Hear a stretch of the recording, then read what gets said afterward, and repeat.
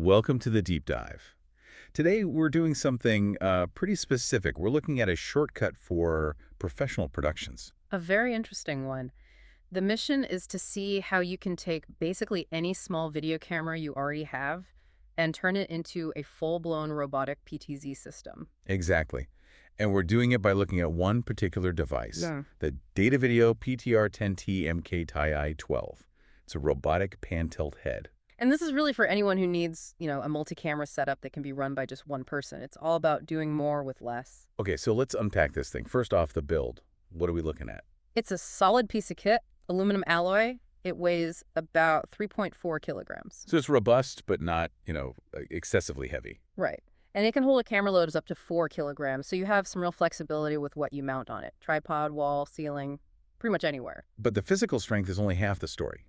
The really interesting part, I think, is the connectivity, the consolidation. Oh, absolutely. This is where it gets really clever. Mhm. Uses HDBaseT over a standard Ethernet cable for control and video. Which is pretty standard, but there's a catch here, right? A really important one. There is. It's the power spec. It supports PoE++ bay.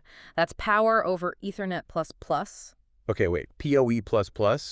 We're all familiar with PoE or maybe PoE plus A. Mm-hmm. That extra plus must be for the wattage. Is that what lets it power not just the head, but the camera itself? That's exactly it. You run one single Ethernet cable, and that one cable handles everything. Power for the head, power for the camera, control signals, video pass-through, everything. That is a massive logistical win. It just strips away so much complexity from a setup. It really does. And then you look at all the signals it can pass through. It's like a universal translator. Right, you've got your SDI and HDMI for video. But then you also have all the control protocols, RS-232, RS-422, LANC, and of course all the control that comes over the HDBaseT. So it doesn't matter what language your studio speaks, this thing can probably understand it. Pretty much. You can use Datavideo's own controllers, like the RMC300A, or integrate it with standard protocols like VSCA.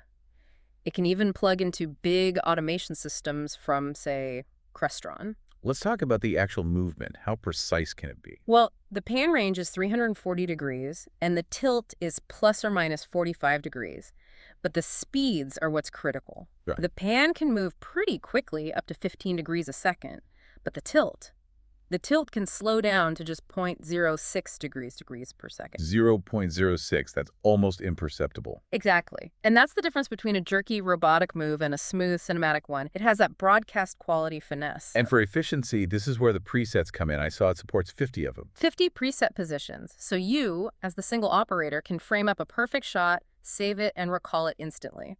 That's a huge time saver. It is. And it has other broadcast level features too, like a built-in tally light Yeah. and a D-tap connector for DC power output. A D-tap, so you can power your professional accessories right off the head. That's a thoughtful touch. It really is. It shows they're thinking about the whole workflow. Oh, and for anyone in government or education, it's also TAA compliant. Good to know. So we've covered pan and tilt automation with the presets. But what about the third axis?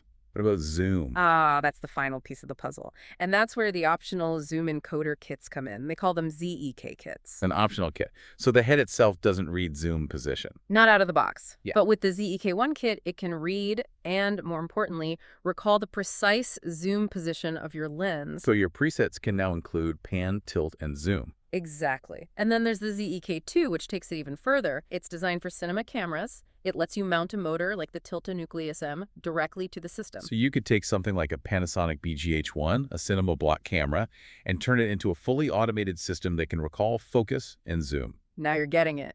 It bridges the gap between cost-effective automation and high-end cinema production. So to sum it up for you, what we're really looking at is this powerful central hub. It reduces labor, it works with almost any camera, and it uses these consolidated high-tech connections to do it all. Right. It simplifies everything. But that brings us to our final thought. We mentioned that the HDBaseT connection, the one that does everything, works up to 100 meters. But the spec sheet also says that if you use the older RS-422 serial connection just for control, you can go up to 1,200 meters. A huge difference in distance. Yeah.